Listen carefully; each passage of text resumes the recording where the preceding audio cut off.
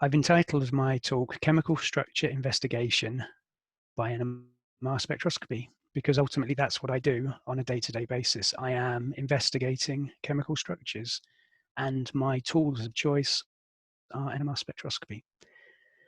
It's custom to start these sort of talks with, how did I get where I am? Well, my journey towards NMR started back in 1993 at Southampton University when I started my BSc.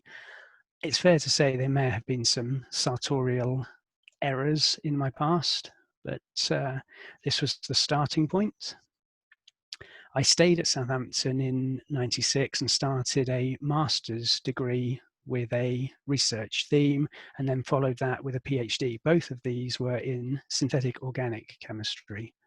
And during the course of these studies, I used quite a lot of NMR, and initially, to my surprise, I found that the NMR was much more interesting to me than the synthetic chemistry. And this was a junction in my career that led me to my current position as head of the analytical NMR spectroscopy facility at Southampton. I started working there in NMR in 2001, and I am still there to this day.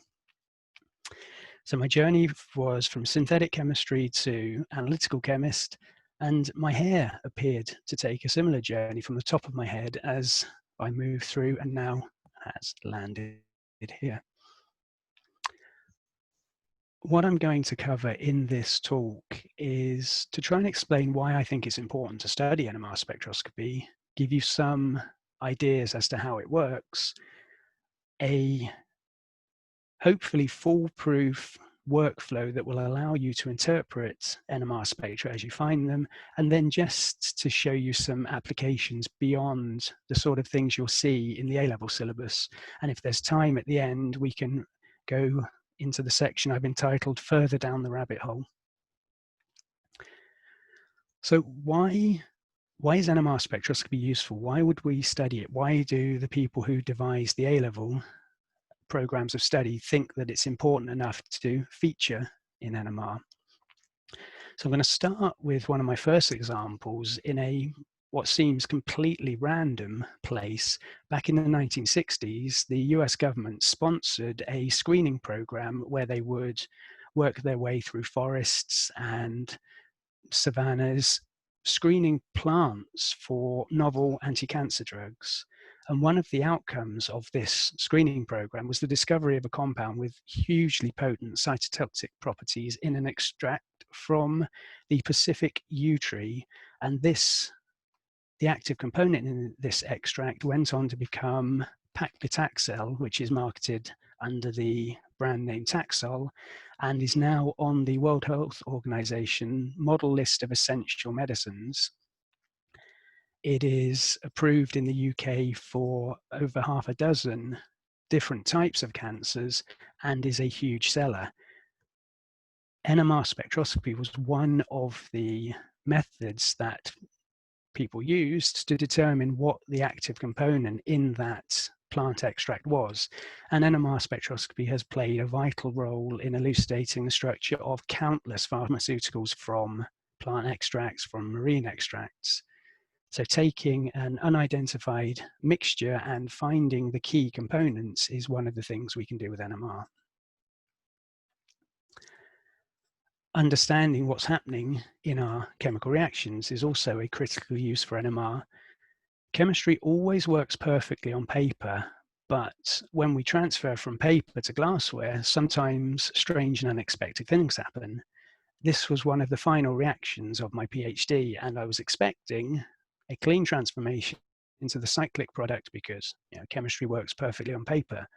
However, the NMR revealed quite a different story, and the desired compound was only present in 26% of the mixture.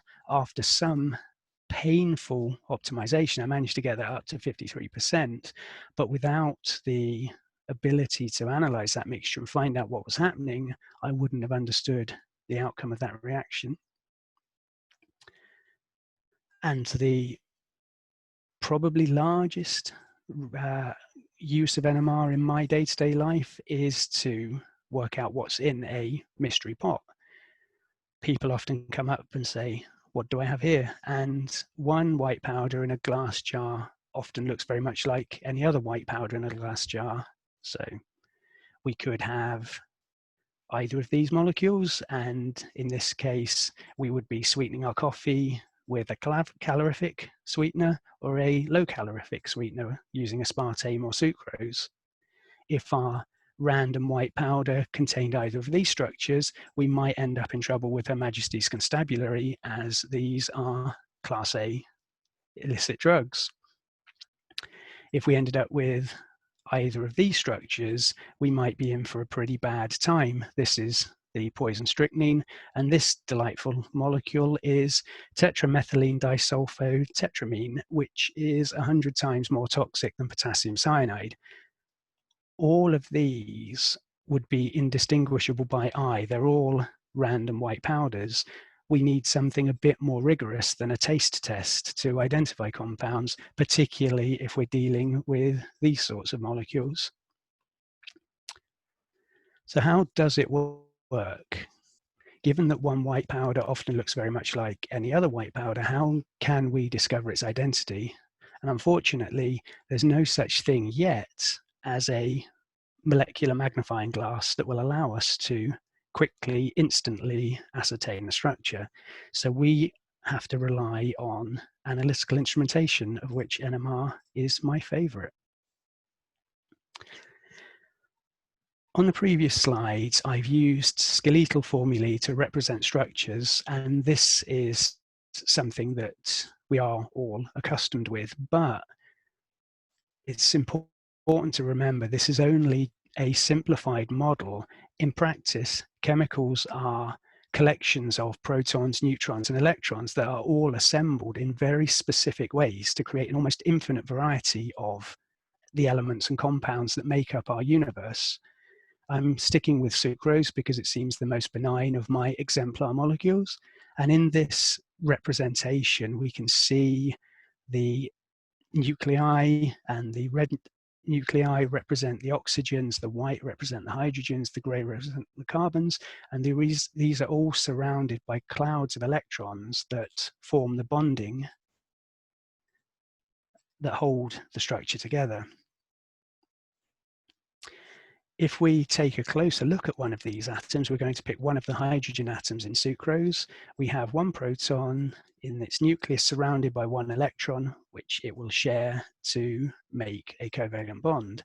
But we're focusing in initially on our hydrogen atom in isolation, and the nucleus at the center is charged, and it has a property called spin. And for the physicists amongst us, we know that classical mechanics tells us spinning charges generate magnetic fields. So a very elegant way of considering this nucleus is to imagine it as a little bar magnet. And in our sample, we will have countless billions of these little bar magnets. How do they interact together? In principle, they will interact like any bar magnets. You can put them together, and if the alignments are parallel, they will stick together. If the alignments are anti-parallel, they will repel each other. But nuclei are staggeringly weak magnets. In the Earth's magnetic field, there is no observable difference between these orientations. However, if we build a sufficiently big magnet, for instance, inside an NMR spectrometer, then these two different orientations will have different energy levels. And with a little bit of physics, we can calculate the energy gap between these levels by multiplying Planck's constant with the frequency of the system. And in NMR, the frequency is determined by two properties in principle: the applied magnetic field, which we call B0, and an intrinsic property of the nucleus called gamma. This energy gap is tiny. If we take 1 million spins, there will only be a population difference between those two of 64 in 1 million.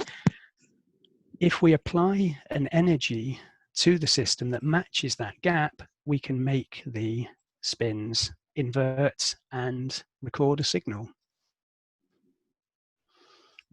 So we can find huge tables of data that tell us about the excitation frequencies for each nucleus in a variety of magnetic fields. And that's not particularly readable. So if we look in, zoom in, we can refer to hydrogen atoms in magnetic fields of 7.04 Tesla all the way through to 20, 30, 40 Tesla. But this table tells us something a little odd, and it makes it seem that NMR isn't very useful. If each nucleus has a characteristic frequency at a specific field, how does NMR become useful? Well, we've been focusing in on the nucleus, but we momentarily forgot the nucleus doesn't exist in isolation, and electrons are also charged and also spin and have magnetic fields that oppose the direction of the field that we apply. This is a phenomenon called electronic shielding, and it changes the exact magnitude of the magnetic field felt by the nucleus, and that will subtly alter the energy gap and thus the frequency required to excite the spins. If we consider the nucleus in isolation, we've seen this equation. The energy gap is equivalent to h times gamma times b0 divided by 2 pi. In actual fact, when we consider the electrons, we have a slightly more complicated variation because the magnetic field is dependent on the amount of this shielding.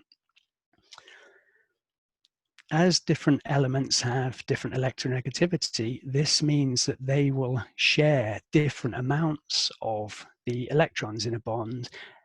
They will push or pull electrons away from the center of the nucleus, and that will affect the magnitude of the magnetic field and change the frequency at which individual nuclei will be excited.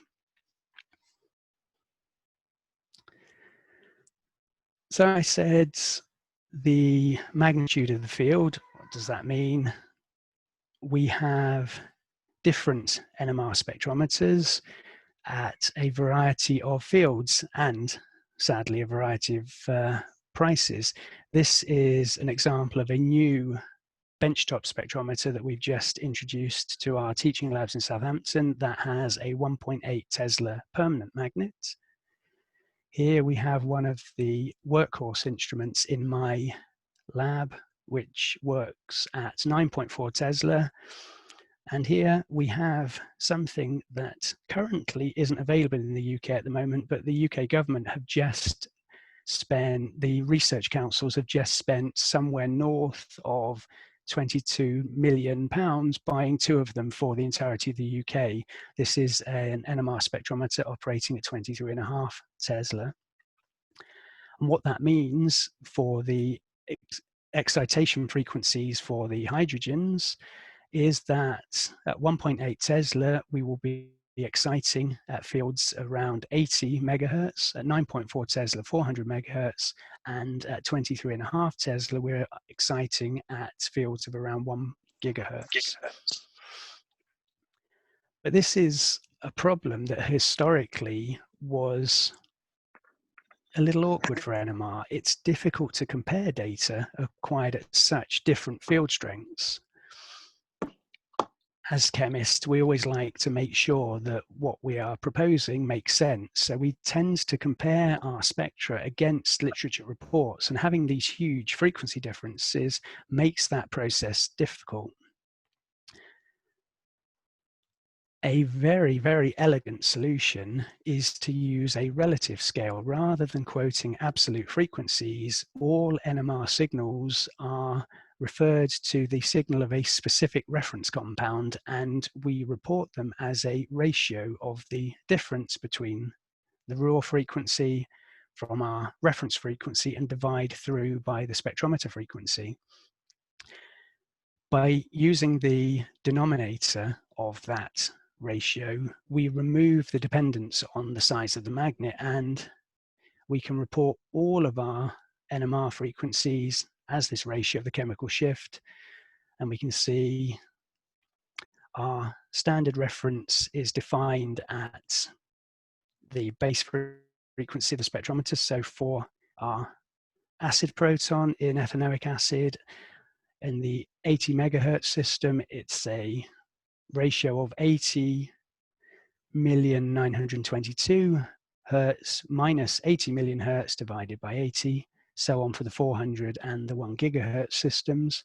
And for the methyl groups, we have these absolute frequencies. We use the same reference and complete these little bits of arithmetic, and that allows us to report our NMR frequencies without dependence on the size of the magnet that was used, so that when we are looking back at papers that were collected maybe 20 years ago to make sure that we're making the same compound, the data we're comparing to will be directly comparable.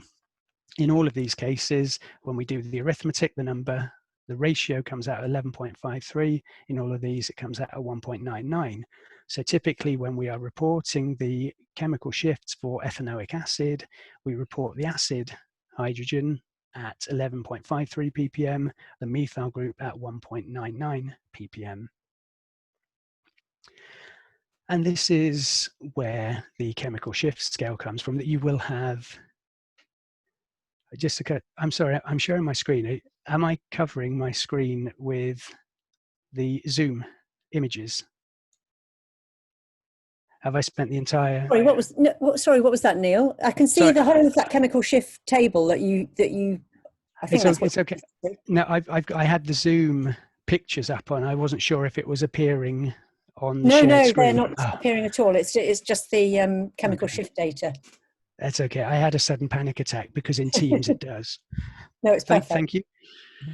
So the chemical shift scale is something that is now universally adopted and allows us to compare frequencies from system to system. And for that to work, we need to use a reference. And for hydrogen and carbon NMR, the reference compound we use is tetramethylsilane. It's an ideal reference because it's soluble in most solvents that we're interested in. It's inert, which means it won't react with the compounds we're analyzing. It's volatile, which means we can get rid of it when we want to recover our sample. And it has 12 equivalent protons and 4 equivalent carbons. And this, by convention, the frequency for tetramethylsilane is defined as 0, and everything else is reported as positive integers, because compared to tetramethylsilane, everything is electron poor compared to TMS. And it's easier to deal with positive numbers rather than trying to work out what is larger when we're talking about negative numbers. I will come back to the chemical shift scale later. When we see an NMR spectrum, we will see a number of peaks. The number of each discrete peak that we see will tell us the number of chemically non-equivalent protons in our mystery structure. But we always have to consider the symmetry of the molecule. So if we start at the top left, in this hydrogen spectrum, we would expect to see 4 signals because there are 4 different hydrogen environments. But when we look at the 1,4 disubstituted benzene ring, we can draw a mirror plane that reflects the hydrogens on either side of that mirror, which makes them equivalent. In this molecule, we will only see 2 hydrogen environments. When we look at chlorobenzene, again, we can draw a mirror plane that runs down the axis of the hydrogen-chlorine bond and see that we have 2 protons that are reflected, another 2 protons that are reflected, and a 3rd hydrogen that sits on its own. In chlorobenzene, we would expect to see 3 discrete environments. It's not limited to aromatic systems. We can also explore symmetry within aliphatic systems. In 1,1-dibromo 2,2-dichloroethane, we can draw a line here. We will see two hydrogen environments. In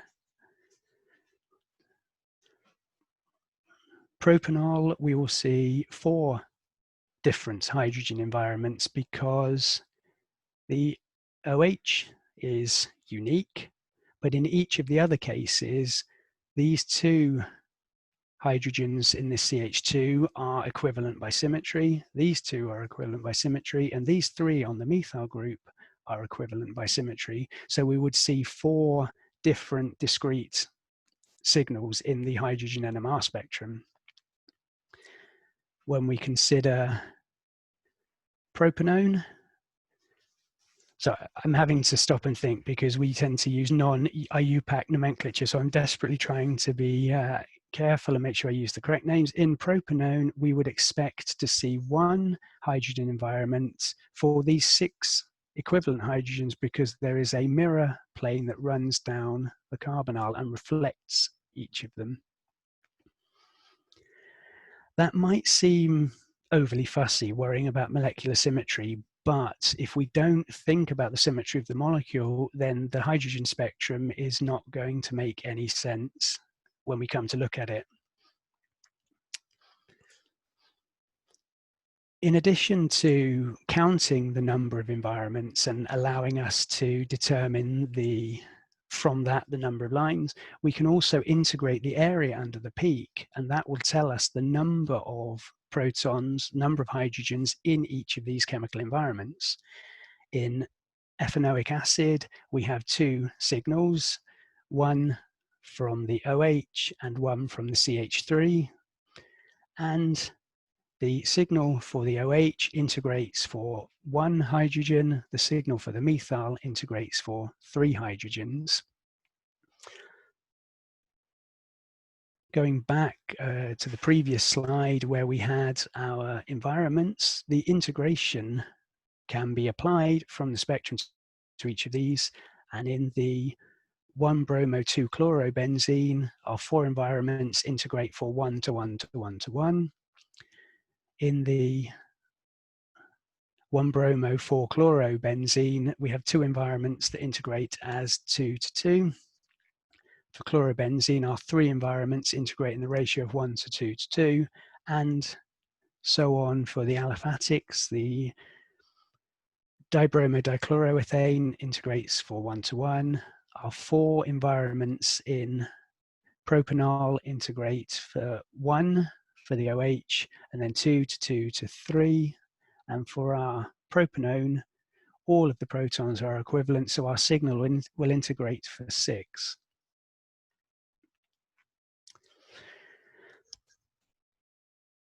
One final piece of information that we get from the NMR spectrum is the hydrogen NMR spectrum is the number of lines that each signal is split into. It presents with a particular shape, and that comes from the observation that neighboring nuclei can interact with each other. They're like 2 neighbors banging on the adjoining wall. One can hear what the other's doing, and they are communicating through the bonds they share. So in the case where we are observing the red arrow, its neighbor can either be up or down.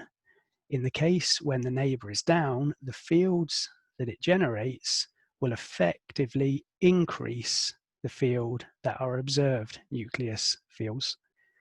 When our gray neighbor is pointing up, then the direction of its field will decrease the applied magnetic field. So how does that appear in our spectrum? We see the signals being split from the effect of the noisy neighbors next door.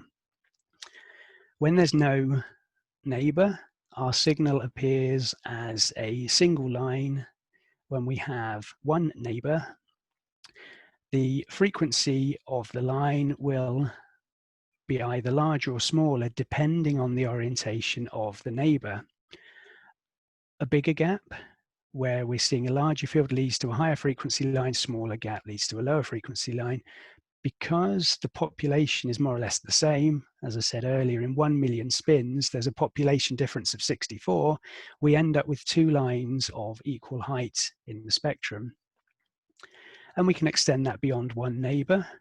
If we consider this series of halogenoalkanes, trichloromethane only has 1 proton, so that 1 hydrogen, I beg your pardon, will appear as a singlet in our hydrogen NMR spectrum.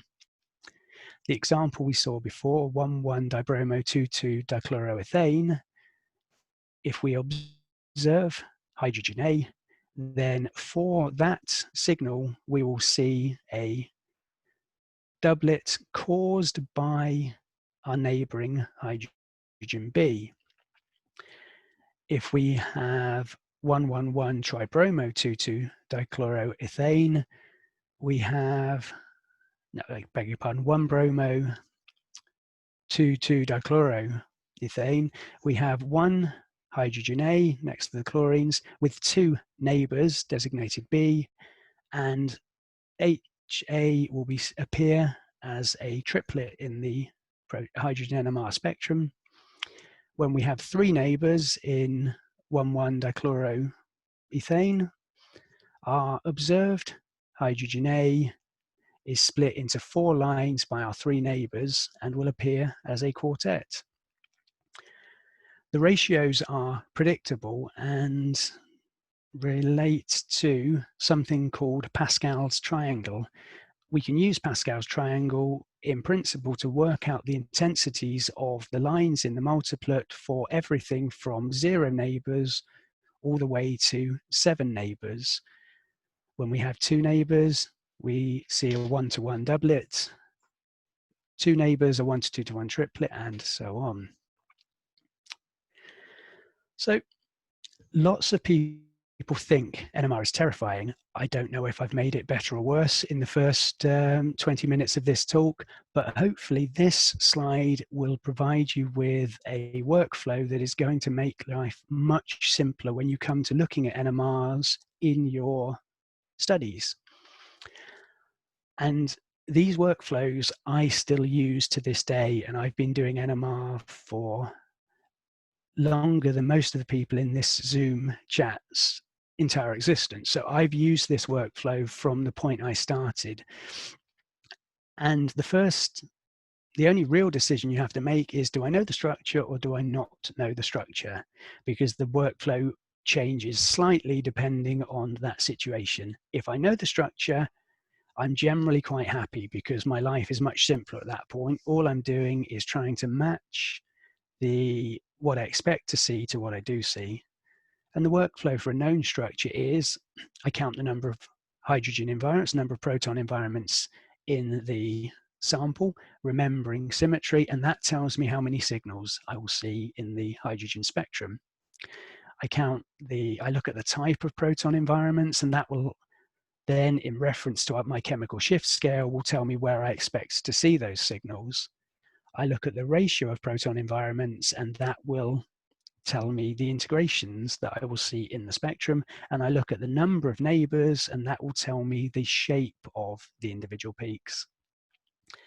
The slightly harder situation is when I don't know the structure, so my workflow is subtly different. At that point, I'm looking at the number of signals in the NMR spectrum, and that tells me the number of proton environments. Obviously, I have to remember symmetry, but signals tells me the number of environments. The chemical shifts tell me the type of hydrogen environments. The integration tells me the ratio of those environments, and the multiplicity tells me the number of neighbors. So essentially, the workflow is the same, just back to front if I don't know the structure. So let's put that into practice. I had a random white powder. Someone said to me, oh, it's either aspirin or it's paracetamol. I don't know. Can you help me? Both of them are white powders. So can we use NMR to discover which of them we have? This is the hydrogen NMR spectrum that was recorded from the unnamed white powder. what I do is collect the data, and then I use my workflow. But I need to consider the symmetry in the molecule before I can do that. So I draw out the structure, and I look at this. I know I know my structure is one of these, so I will consider the structure first. I will look at the number of proton environments, and that will tell me how many signals I have. So in paracetamol, I have 5 chemical environments. This phenolic OH will integrate for 1 proton, and the chemical shift will be anywhere between 4.5 and 10. I have a plane of symmetry running down through the aromatic ring, so I know that these 2 hydrogens will be equivalent. I will expect them to integrate for 2 hydrogens, and their chemical shift will be somewhere in the region of 6.5 to 8. Similarly, these 2 hydrogens are equivalent, so they will also integrate for 2 hydrogens, and their chemical shift will be in the same sort of region. The amide proton will be a single proton, and its chemical shift will be somewhere in the range of 5 to 12. And my CH3, my methyl group, is going to integrate for 3 hydrogens, and because it's next to a carbon-oxygen double bond, it's next to a carbonyl, I expect it to be in the chemical shift range of between 2 and 2.7. I can do the same analysis for my aspirin structure. I note here that there's no plane of symmetry, so all 4 of these hydrogens in the aromatic ring will be different. Each of them will integrate for 1 proton and will be discrete signals. The acid proton will integrate for 1. It will be somewhere in the range of 11 to 12 ppm. And my CH3, again, it's next to a carbonyl, so I will expect it to appear somewhere in the range of 2 to 2.7. I have considered in this discussion, I've considered the proton environments. I know how many signals I expect. For paracetamol, I expect 5 signals. For aspirin, I expect 6 signals. I've considered the types of proton environment, so I am approaching the structure with an idea in my head where the lines will be.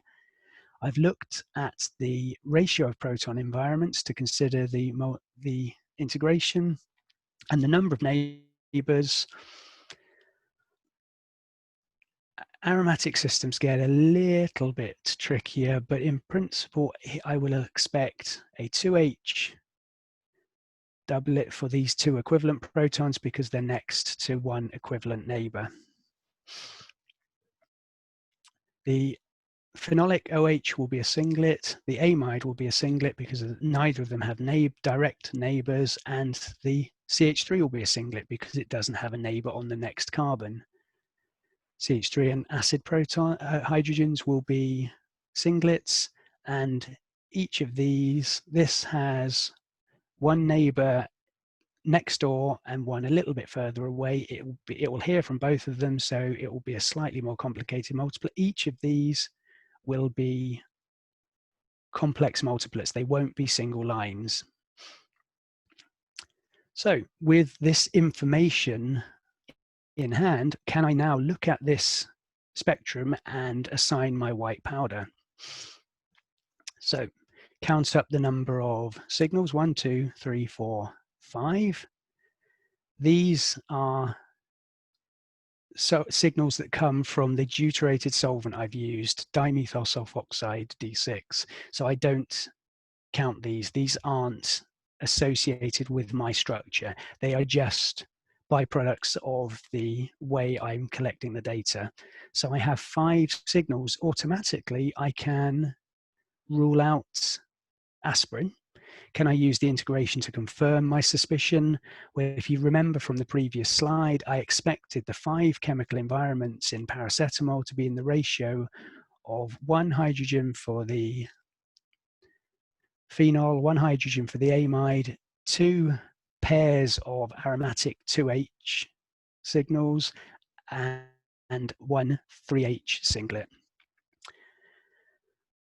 the chemical shifts for amides and phenols can range, as you saw from the previous slide, anything up to a range of 8 ppm.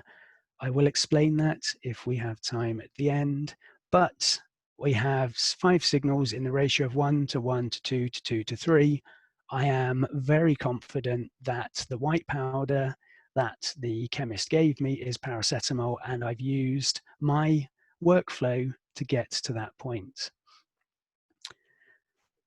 If you are interested, this is what aspirin would have looked like, and it agrees with what we expected. We were expecting to see 6 chemical environments for aspirin from our analysis of the structure: a carboxylic acid, 4 discrete aromatic hydrogens, and a CH3, which integrates for 3. So there are 6 environments in the ratio of 1 to 1 to 1 to 1 to 1 to 3. So hopefully you saw these earlier. This is where I'm quite happy for some interaction. If anybody has any ideas as to what these unknowns might have been.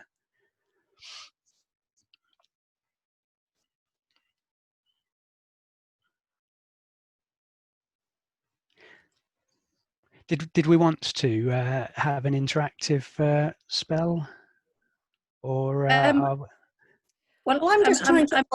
Sorry, yeah. Pip. No, you carry on. Well, I was just trying to unmute all of them, but I don't know if they've done something that means that they can't unmute themselves. Oh, but I think they should have a go. I'm going to keep trying. You asked me to unmute, so then I pressed my screen. So so now I'm unmuted. I can't unmute myself. So hopefully everyone else has got the same little thing where they can press. Someone's crying. Who's that? Alethea's put hers on. I think she's a game gal. She'll have a go. oh, please don't cry. Alethea, come on, you can have a go at this. We had a go at this in class. NMR's not scary. Okay, so what I can see on the right is that there are 2 hybrids, or what was it again? Environments.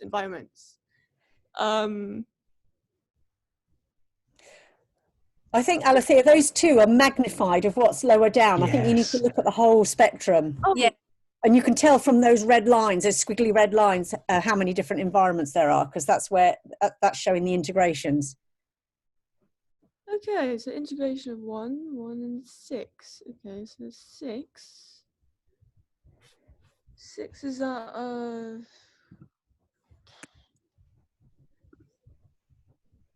think someone else needs to put their mic on and help her out. You're being very mean. Well done, Clara. If it's 6, then doesn't that mean it's either 2 CH3 groups or 3 CH2 groups? Yeah, there's like 6 hydrogens in that one. It is definitely 3 CH2s or 2 CH3s.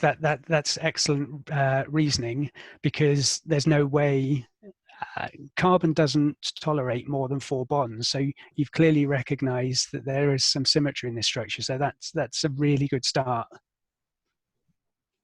And then the splitting pattern of that is that the one that's magnified? So if I use my laser pointer, the signal here is this expansion, this magnification. This 6H signal is the magnified signal here. So it's a duplet, and so that means that it's next to 3 hydrogens. Wrong way round, Clara. Oh, 1 hydrogen. Good girl, yeah. Perfect.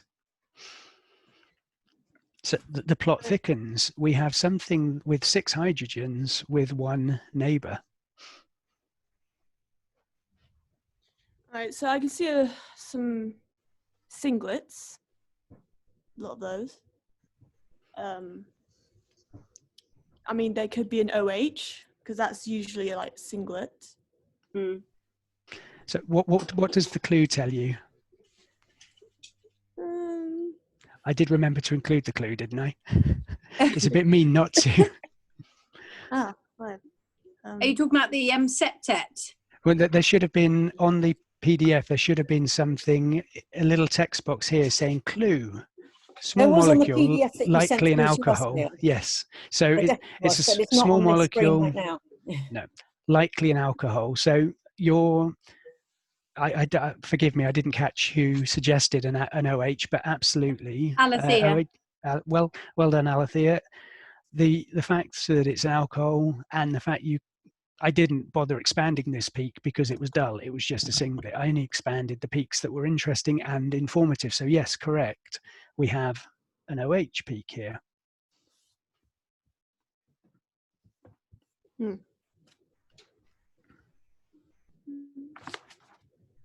So obviously that OH group is obviously got, well, from the, I would imagine, I don't know if anyone else agrees with me, but if you've got a septet, then you're going to have 6 hydrogens either side.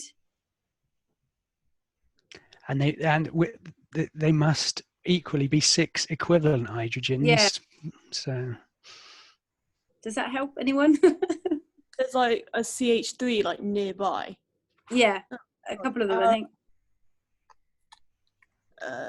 CH2? So if you've written out a table, if you've got a piece of paper to hand, you might be better off writing out a table with the data in it. Do you remember we talked about that NMR NIPS? There was something for each of those letters. The N was the number of environments, I was the integration, P was the position, and S was the splitting pattern. And we used that to then make our deductions.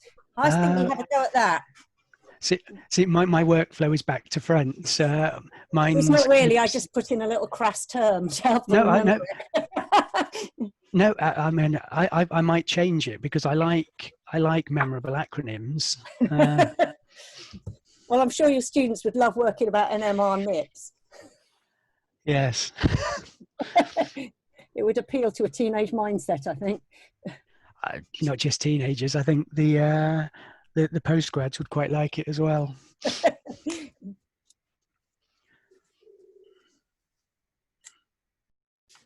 So I'm not going to tell you anything. I'm just going to repeat back what you've already told me because it's really good stuff. There are 3 chemical environments. You've spotted that well. We have a signal here which integrates to 1 proton and has 6 equivalent neighbors. You know that because you recognize this was a septet.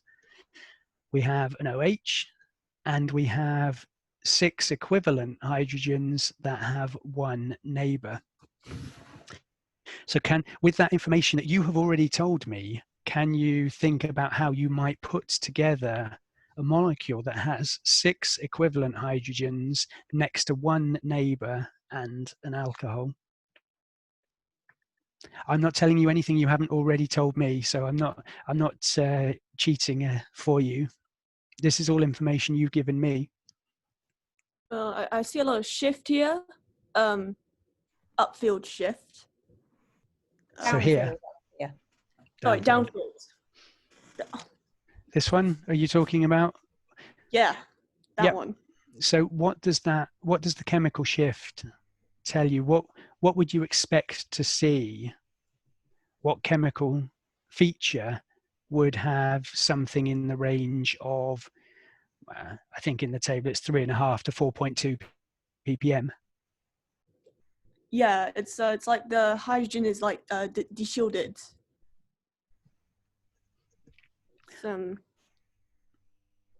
you remember, Neil, are you able to go back to that slide? Or I don't know if we can. We need these sort of NMR. I think I include and Clara and Danny, who were all in my group. You might remember us talking about these. That get familiar with things in different ranges. So stuff that was close between 2 and 3, we said that's likely to be in this environment. Stuff that was 3 to 4, that was likely to be in that environment. And we kept talking about this sneaky environment. that that you didn't always spot, you didn't recognize it? Is this ringing any bells for you guys?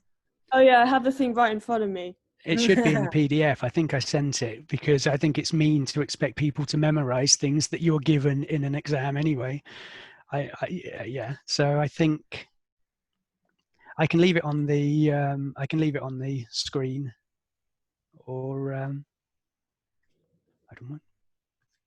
I have a copy. Oh, So, grand. yeah. We'll go through fast forward. Oop. Slightly premature clicking and revealed the structure for anybody who was looking. I missed it. Alright, see, it's like okay, start between 1 and 2. Okay, the HCC is 4. We can always use the chat function if anyone's got any ideas but doesn't want to say anything out loud. We've got chat. If you press top right, in the 3 dots, the more, so you can go into chat and have a chat.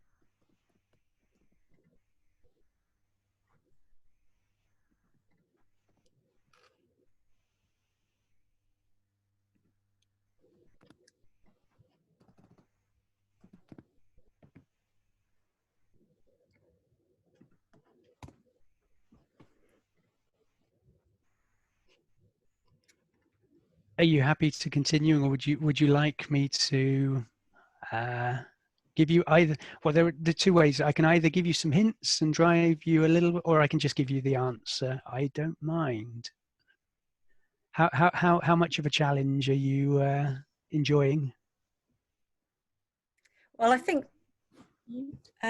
seeing as Alethea's had a good old go at it on her own and the rest have been embarrassingly silent, maybe you should talk us through it, because I don't think they're going to have a go. Okay. But I think Alethea deserves a massive prize for that. You were awesome, and Clara was a good help as well. You are officially designated the NMR stars for this evening. So, small molecule likely in alcohol was the clue I gave you. You identified there are 3 environments, and the types of environments. We know sometimes absences can be as useful as visible signals. We can rule out a whole bunch of stuff from absences. We know there are no aromatics. Here we have a CH close to an oxygen, or close to the oxygen in our alcohol, because it is deshielded. It appears within the 3.5 to 4.2 range. We have an OH, which can be anywhere from 1 to 5.5, generally not seen as a split peak, which is why I didn't provide an expansion, and a CH next to an R group, which will typically be in the range of 0.8 to 2 ppm, and integrate for 1 to 1 to 6. 6 protons, 6 hydrogens are equivalent. We know they're equivalent because the neighbor sees them as 7 lines, a septet. Our 1H signal, or our 6H signal, sees 1 neighbor. It appears as a doublet. So, big reveal. It is. Unknown A is propan-2-ol. And we have a mirror plane that falls down the carbon-oxygen bond, which is how these 2 methyl groups are equivalent. They are reflections of each other, and therefore they appear as a single signal. I had unknown B. I am going to leave unknown B with you to do in your own time in class. And if you can't get it, then my email is available. Oh, lovely. We can do that. We can do it in September.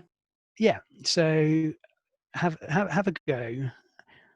In this case, I gave you a molecular formula of C4H8, which means you're going to, I'll give you a little starter. There are 3 hydrogen environments, but 4 carbons. So you're going to have to be a little bit imaginative to work out what that 4th carbon may be.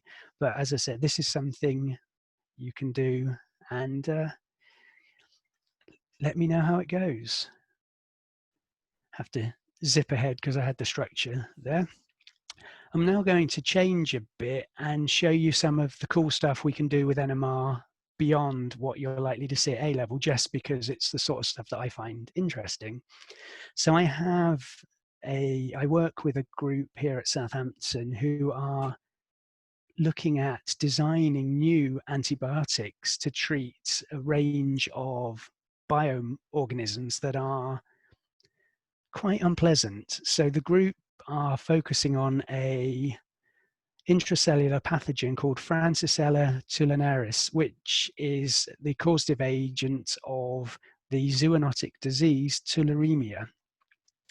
It is considered to be a serious potential bioterrorist threat because it's one of the most infectious bacteria known. Inhalation of as few as 10 organisms can cause disease, and it has a substantial capacity to cause serious illness. This is being classified as a tier 1 agent by the US government, along with other potential agents of bioterrorism such as Yersinia pestis, the Black Plague, Bacillus anthracis, anthrax, and the Ebola virus. So you can see why there might be some interest in studying this and working out ways to counteract it. So where we are interested is in the life cycle of this particular bacterium. It has an aspect of its life cycle called the stringent response, and this is the way it regulates its metabolism. Bacteria are pretty good at surviving if the environment becomes nutrient deficient. They have come up with ways of doing it. So in this case, if there stops being sufficient amino acids and sugars and such for the bacteria to come along, it will use some unacylated transfer RNA, which blocks up the ribosome and stops this particular process, which is, in biological terms, the battery, the energy for the system. This conversion of GDP or GTP to make ATP from AMP and going backwards, this is the fundamental energy supply for the bacterium. And it's an attractive target for us as chemists because there's no equivalent to the stringent response in animals, mammals, humans. So if we can find something that allows us to target this particular reaction, we can build antibiotics that the bacterium cannot evolve resistance to because it's a fundamental part of its life cycle. So this process, this conversion of nucleotides, all of these have phosphorus, and we can use phosphorus NMR, which is something new and exciting that I would imagine, have not heard of before now. NMR goes beyond hydrogen and carbon once you get beyond A-level, and we can monitor this conversion using phosphorus NMR spectroscopy. So the reaction we're interested in is the conversion of ATP to AMP to generate GTP, GPP. biologists like random acronyms. This is the power supply for this particular bacterium, and it's generated by the enzyme within Francesca tularensis relay. I hasten to add, as much fun as I find this project, I didn't actually work with the live bacteria. The enzyme that we were using was cloned into E. coli, expressed and purified by the biologists. So they did all of the horrible biology stuff. I just did the fun NMR. So what we studied was the conversion by phosphorus NMR, and we can see the alpha, beta, and gamma phosphate groups of our starting material in here. And over time, during the course of the reaction, we could follow the loss of this compound and the creation of this compound in the NMR spectrometer. So the entire reaction was monitored inside the spectrometer. We collected the phosphorus NMR spectra over 22-minute periods, and as you can see, new products appeared during the course of that reaction. This allowed us to understand a little bit more about how this reaction occurs. We could see which products were formed first, which products went. We were convinced that it was this conversion to make this product, and we could extract the rate of this conversion from looking at the amounts of each component in the mixture. There are other assays. We could use chromatographic assays and ultraviolet light to allow us to follow this, but NMR allowed us to probe into the mechanism. There had been some question in the literature about how selective this relay enzyme was. Would it work with other nucleotides, or would it only work with its target molecule? How specific is it? So we wanted to test that, and we could confirm by NMR that the enzyme is 100% selective for GTP.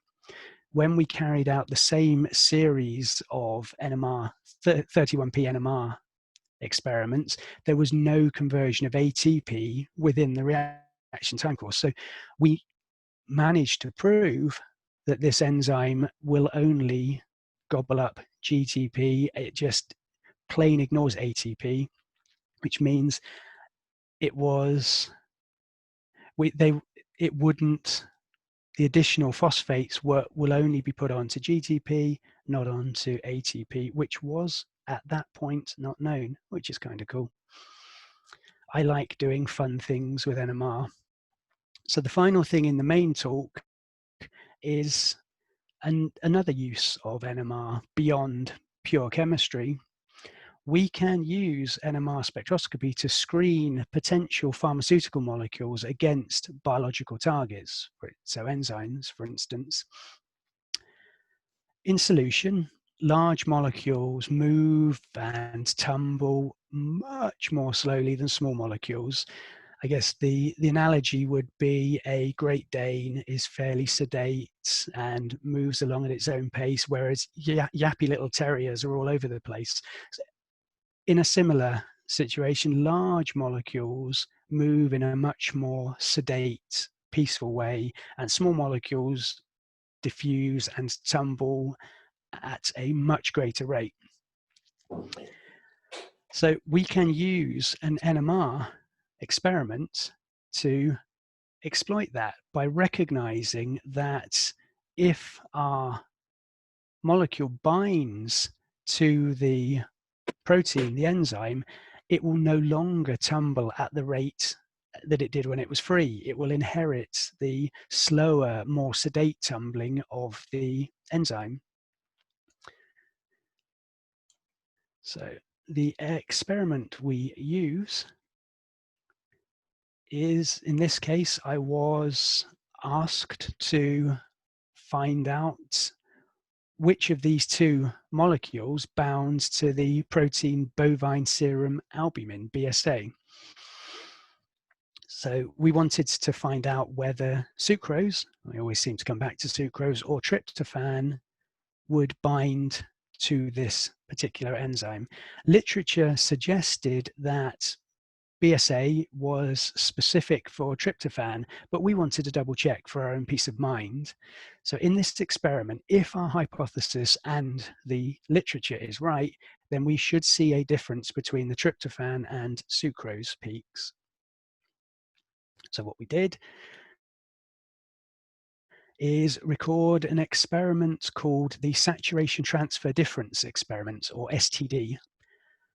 We start by recording a blank that includes all of the signals we expect. So all of the signals for sucrose, all of the signals for tryptophan, and we can identify the sucrose and tryptophan peaks. Then we collect the STD experiment, and this will only show signals that behave like the protein. So it will only show small molecules that bind due to the difference between the bound and unbound states. So we identify the tryptophan peaks, then we run our STD experiment, and in the saturation transfer difference results, we clearly see the only signals that are present are those coming from tryptophan. None of the sucrose signals appear. But we don't just get a binary yes-no binding, because the intensity of the aromatic hydrogens in the indole ring are larger than the intensity of the aliphatic hydrogens in the rest of the amino acid. That tells us that the binding motif for tryptophan in BSA is the aromatic ring first. This bit, the indole ring, fits into the binding pocket in BSA, while the remaining, the aliphatic part, just flops outside. So not only do we know what binds, we get some really strong information as to how it binds. And both of those pieces of information are really useful when it comes to designing new drugs.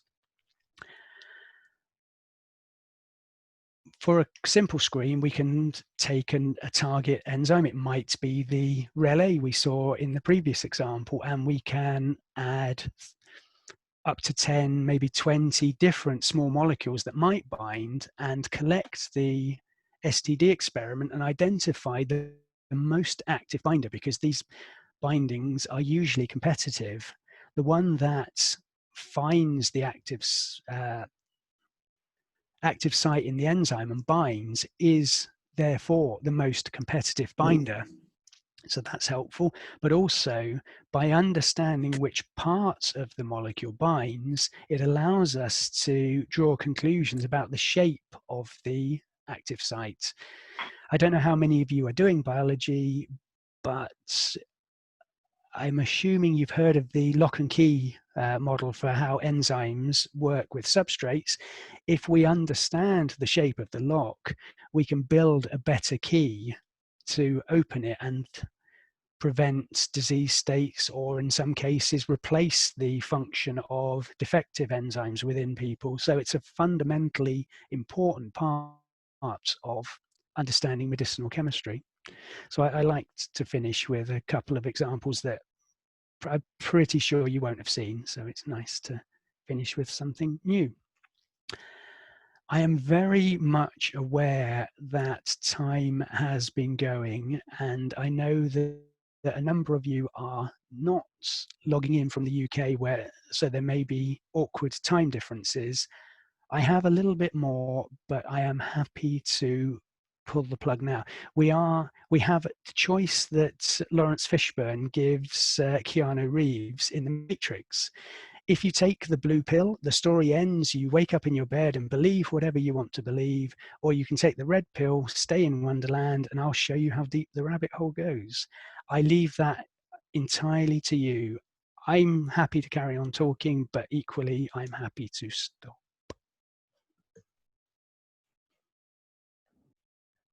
Neil, I think you've done an absolutely terrific job. I'm really fascinated by that, and I've got a couple of questions for you as well. Okay, I'm happy to take questions. I don't know if any of the girls have got any questions that they'd like to ask right now. And if you want to go, girls, obviously I understand that you need to go, and I'm sure nobody would mind if you needed to disappear. Would any of you like to ask any questions of Dr. Wells right now? I had a question relating to the biological screening. Okay.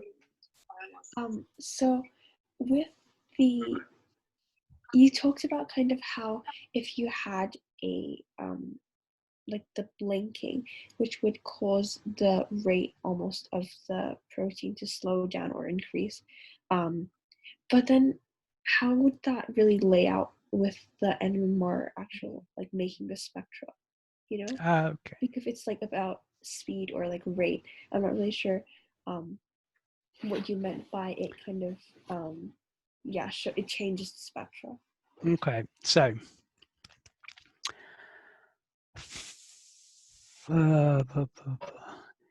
there's a horrifically complicated explanation that requires a huge amount of quantum mechanics. I don't think I'll use that one.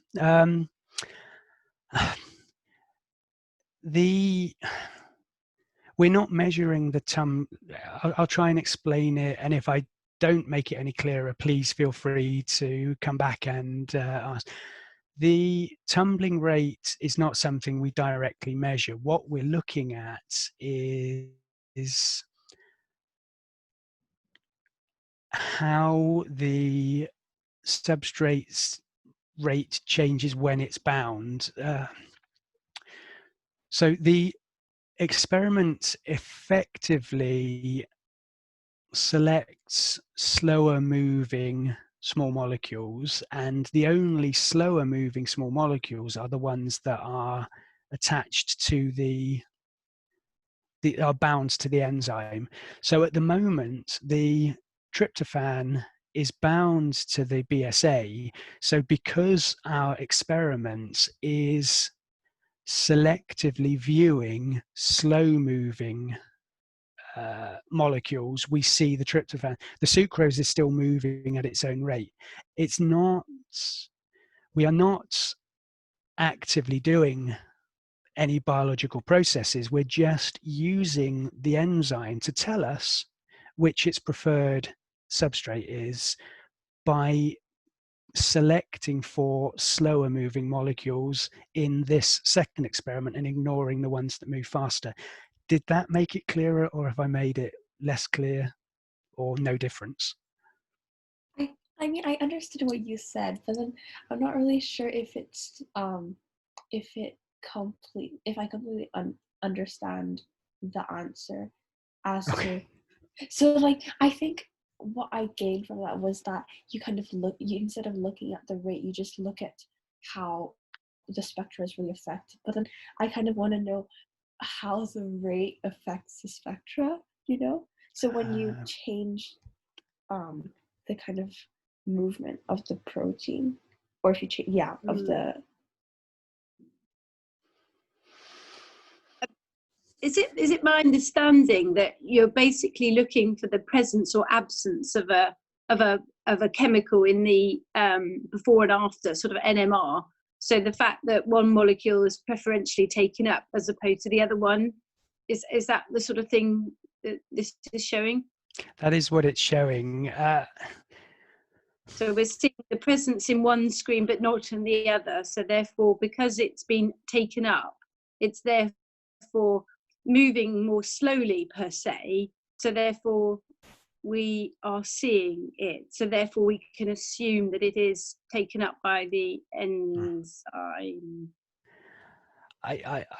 Forgive me, I didn't see the name of who asked the question. But Tiffany was asking the question, but Pip was just clarifying, I think, what Tiffany was wanting to know. Yeah.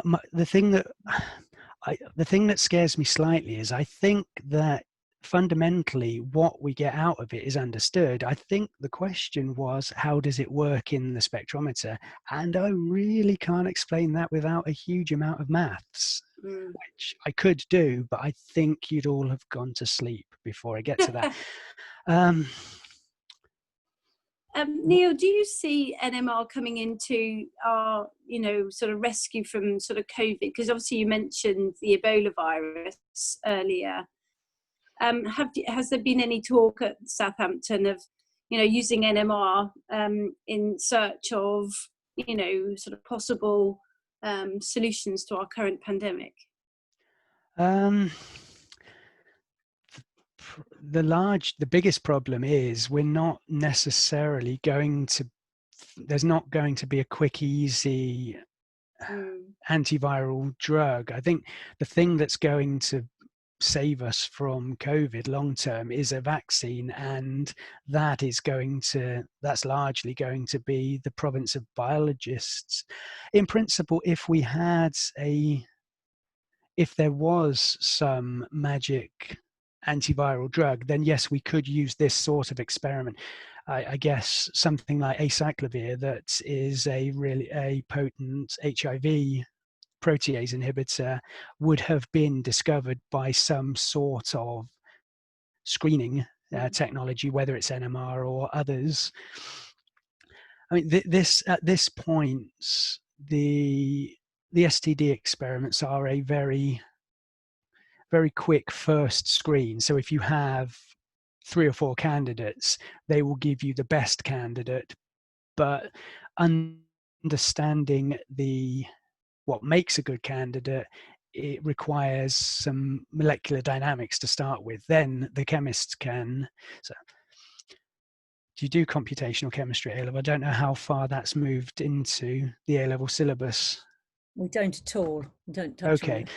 So in medicinal chemistry, a lot of effort is spent with very, very complicated computer simulations involving what they call molecular dynamics to design. It's called intelligent design of drugs, or smart design of drugs.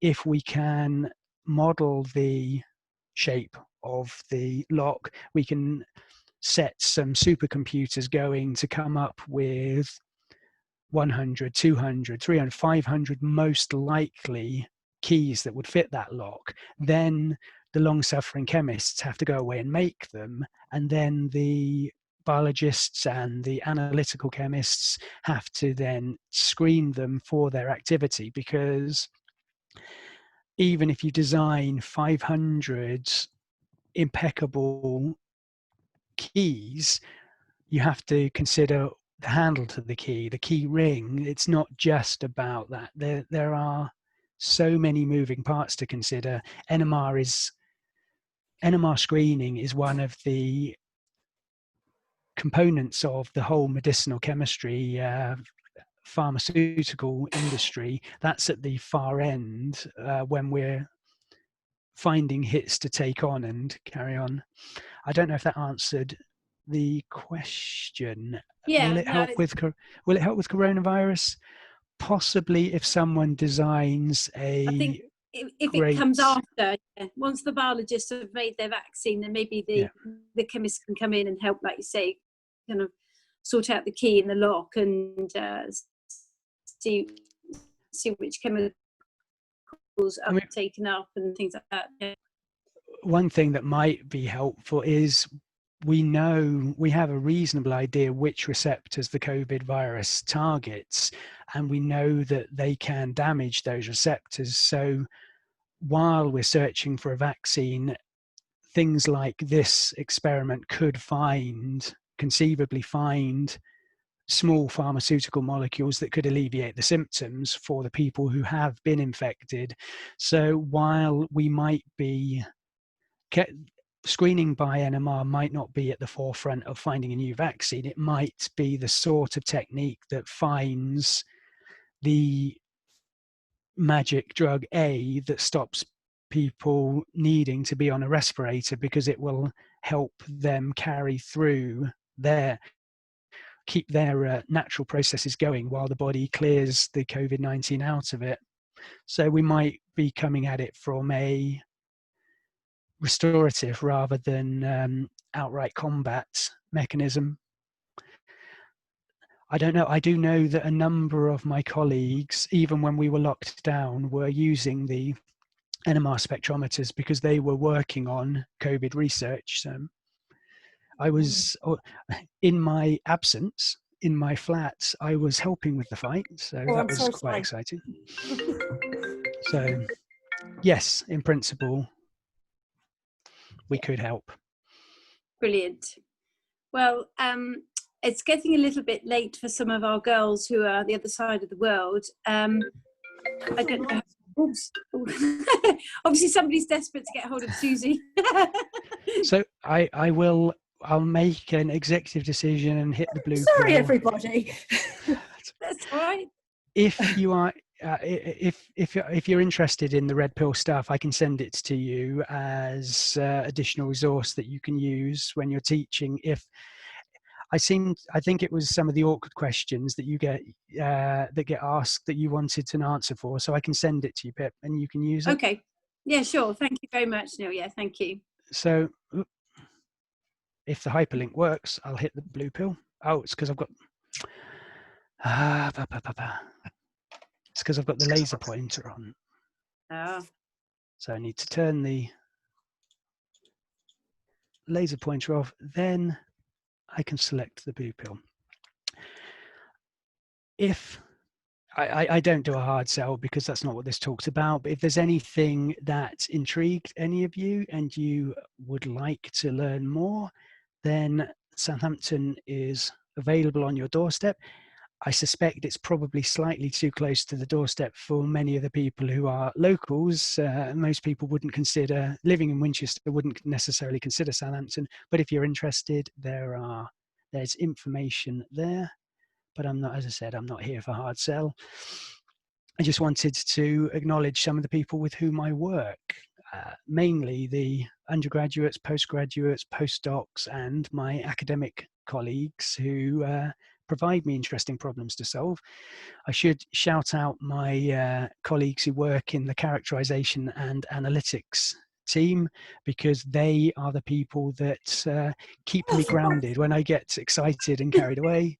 And for the phosphorus enzyme kinetics work, the biology was done by Professor Peter Roach's group, and in particular, two of his former students, Laura Batten and Rachel Wilkinson. They did all the expressing the proteins and all the horrible biology stuff. I just did the cool NMR. And thank you for listening. Oh, that's brilliant, Neil. Thank you so much. Thank you, thank you, thank you. You're very welcome. And as I said, I can send you anything if you think from the red pill stuff, if you think that would be interesting. But otherwise, I'd love to have it, Neil. Thank you. That would be hugely helpful. No problem. Sorry, I'm trying to turn off my phone and all my devices. I've got a system parent who keeps ringing me. Anyway, so sorry for the interruptions. Girls, thank you so much for coming and listening to Dr. Wells. I'm sure you've got to have a quick thank you as well. I think that was a hugely helpful talk, and gave a completely different angle on it from what we're able to do in school. So it was really nice to have your expertise. Girls, is there anything you'd like to say just before you close and go? I'd just like to say thank you. That was really interesting. Also, I've got a quick question. I was wondering, in terms of like clinical environments, so in the hospital, to what extent do you think NMR is used for detecting cancer presence using screening from blood plasma? I'm not sure if you would know. I don't do that, but I know that there are. NMR's big brothers used pretty much in every hospital. MRI, magnetic resonance imaging, is basically NMR for people. But there's a team in Imperial College. They work with one of the big London hospitals, where they have, outside one of the operating theatres, they have an NMR spectrometer. So people, when the surgeon takes a biopsy of a piece of tissue they're not sure about, they can quickly take that tissue, stick it into an NMR spectrometer, and look for key markers associated with cancers. So there is a clinical role for MRI in general, but also for NMR. What's that's really awful. Now I know the guy. He's really good. I've forgotten his name. If I remember his name, no, when I remember his name, I'll drop it in an email to Bib, and then she can let you know, so that you can look up what he does. It's really, really, really cool. We'll get him in to talk to you. Okay, thank you very much.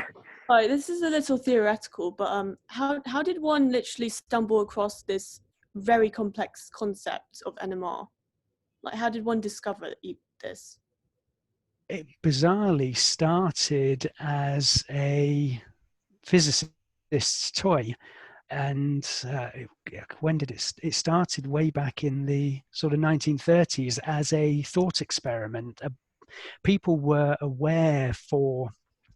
had been aware for a while that nuclei are magnetic, and they were carrying out thought experiments. What would happen if we put these nuclei in a strong magnet? Could we make them resonate? Would that be practical? And I think the very first NMR spectrum that was recorded was a hydrogen spectrum of paraffin, which was, broadly speaking, just one large blob because it's a greasy mess.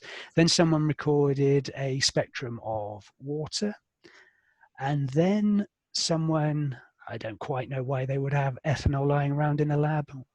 Maybe it was that was the party supplies. But someone then recorded a spectrum of ethanol and noticed the chemical shift, which was the first time this phenomenon had been observed. And from that point, it became a race to find out how useful it could be made.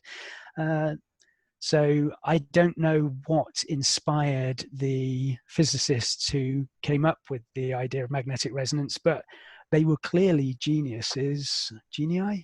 Never quite sure how to pluralize that word. And I think the first 5 or 6 Nobel Prizes awarded in the field of NMR went to physicists, and then the chemists took over, and we started getting our Nobel Prizes as well.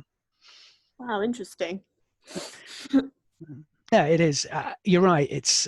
I suspect it's the same sort of genius that allowed Einstein to look at the universe and understand that energy and matter are linked. So matter is just energy condensed to a slow vibrational state. That's what E equals mc squared suggests. And then taking it further and understanding that space and time are one single continuum. What makes people come up with these genius ideas? I don't know. I think they are just born with brains that operate at a higher level than the rest of us. Oh, thank you for that. You're welcome.